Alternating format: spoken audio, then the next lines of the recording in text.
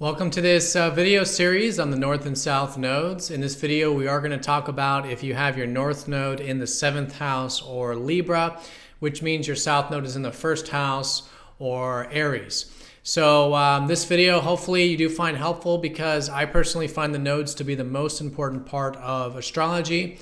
In the past, I was exclusively doing this in my readings and with my one-to-one sessions. But I felt like this is far too important to not make videos with and share. So hopefully you do find this to be accurate for you. Now down below in the birth chart, down below in the comment section is a birth chart calculator, which you can use to find out exactly which house and sign your nodes are in. So in that chart, the North node is going to be the N-looking horseshoe in that chart. And then the South node is going to be the U-looking horseshoe. And again, this video will be if that North node is in the 7th house or Libra, and if the South node is in the 1st house or Aries. Okay, so let's take a look at fundamentally what is this life path about. So there's this push and pull that usually we feel with the North and South nodes, and it tends to have this kind of undercurrent to all of our life experiences. It's kind of like the free will component to a lot of the more predetermined stuff in our life. So in the astrology, most of the things are predetermined, like your sun sign or moon sign.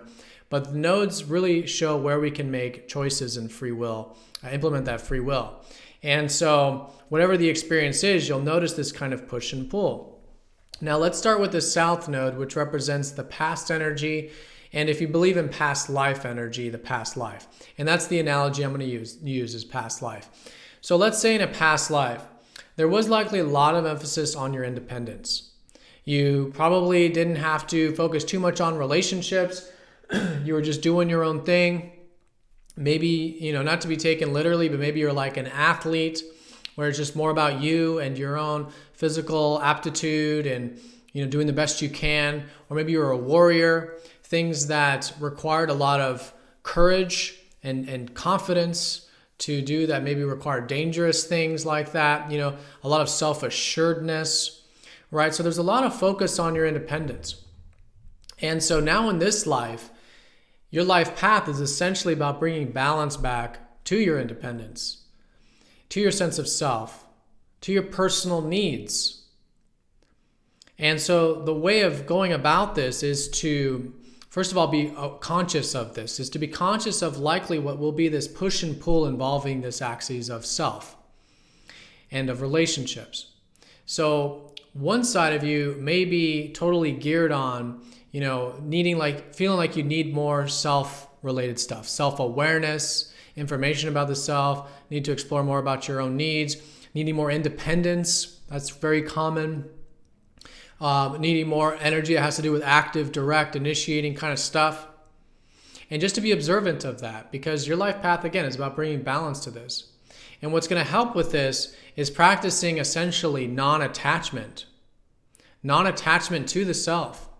Non-attachment to your personal needs. Non-attachment to that side of yourself that wants independence. And so that non-attachment is going to free yourself up and liberate you in many ways. So that non-attachment is really good for particularly the side of you that is like wanting more of that independence, wanting more of those personal needs, wanting more self-awareness, things like this. Now the other side to it is that there's a whole other side that may want to completely avoid anything having to do with yourself and go all into maybe relationships or focus on others. And so with this, the great way of working with this is to certainly, your life path is about learning and exploring and making mistakes with relationships. To learn about the dynamics of relationships, the dynamics of relating, of give and take, reciprocity, what's mutual, what's just, what's moral, what's the right thing, what's mutually beneficial. What brings balance? And exploring things like partnerships and all the dynamics that it takes in terms of cultivating partnerships in your life. And so this area is likely, you have likely developed it already. And it's always going to seem like there's more work and more, stuff to do with it. It never feels like it's totally completed, and it's not meant to be. It's mostly about the journey, as they say here. It's the life path. It's about the journey here, not the destination. So learn about it, explore about it, making choices that are going to help you make mistakes and learn about relationships, partnerships, relating, these kinds of things. Really, really good. You'll notice it gives you a sense of purpose and direction. And if you ever feel stuck in that self sector or independence, it's likely it's relationships and the relating stuff that's going to help kickstart things for you, help you kind of get out of any type of ruts or whatever that we all get into from time to time with the South Node. All right, so that's really the twofold process, is that your life path is about practicing non-attachment to the side of you that is drawn towards and pulled towards independence. So non-attachment to your independence, non-attachment to your personal needs, non-attachment to self-awareness, right? These kinds of things, relating self and image and initiative and action and confidence, right? These types of more initiating things in life, non-attachment. Then learning about and exploring relating and relationships, right?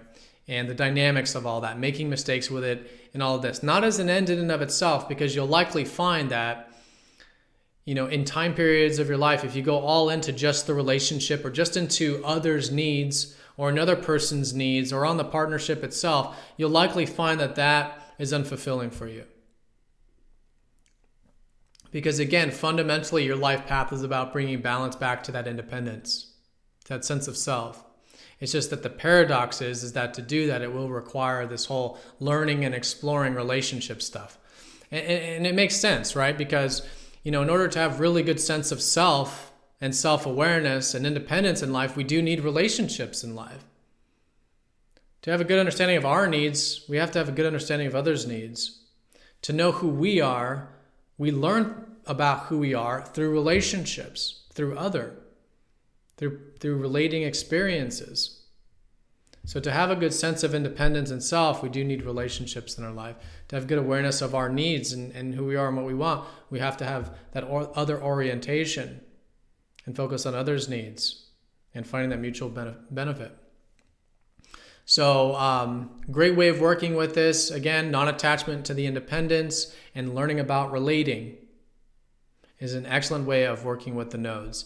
And whatever the undercurrent of your experience is, whether it's an experience regarding group stuff or community or your career or your home life, whatever it is, there will likely be this kind of undercurrent theme to it. And by becoming aware of both, the push and pull, the side of you yearning for the independence but also avoiding it, and then practicing non-attachment to the independence and learning about and exploring relationships is fantastic. And all the stuff you learn about and explore regarding relationships, I think you'll find is exactly what yourself needs, what you need, what you want, right? And what will help also strengthen that sense of self and independence. All right, so I hope this is helpful. Let me know down in the comment section if you have any questions. Also on the page is a 20% discount on birth chart readings. So if you do want a birth chart reading looking specifically at your life path, looking at the other planets and the rest of your chart, do check that out. But thank you for watching, and I will see you all in the next video. Take care.